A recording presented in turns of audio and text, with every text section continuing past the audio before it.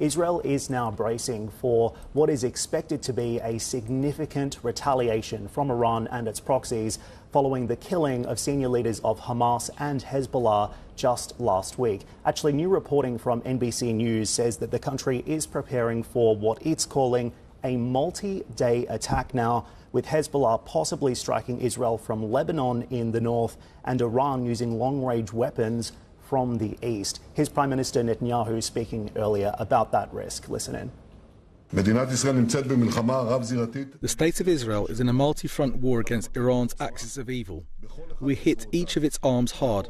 We're prepared for any scenario, both in defence and attack.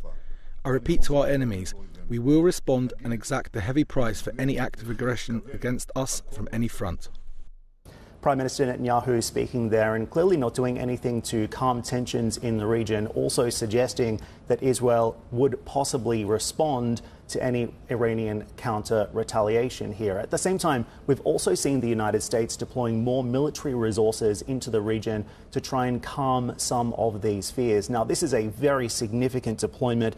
The US bolstering its military presence. It's putting forward more American assets to protect Israel and to deter an attack. That includes a squadron of fighter jets, more warships, including cruisers and destroyers, and also the USS Abraham Lincoln. This is perhaps the biggest show of American military force since the start of the war. So what we see now is the United States racing to avoid this wider regional war, but at the same time also scrambling to keep hopes of a ceasefire deal alive, perhaps before the end of President Biden's term. We know that's something he's looking to achieve. We know that's something he wants. Of course, he has already said that the killing of these top leaders perhaps puts those talks back, puts them off to one side. Obviously, a lot of volatility in the region and really an unknown situation regarding what's going to happen next. Dan, if we can talk about why the Americans are racing in to be on the front foot here, because if we look at the military firepower that Israel has at this stage, 10 million people,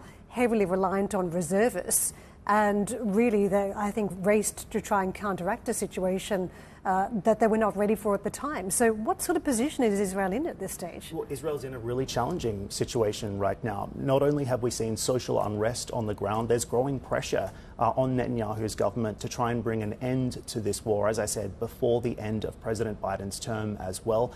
And at the same time, across the region, also growing angst among the Gulf states about how this situation is deteriorating and exactly what can be done to resolve this crisis in the region. I think it's also important to point out, Karen, what we're seeing right now is the reaction in the markets too. We saw Saudi and Emirati stocks slumping on Sunday, Israeli dollar bonds and the Israeli market also slumping as well. So this isn't just having an impact on, of course, tensions in the region, but the markets as well.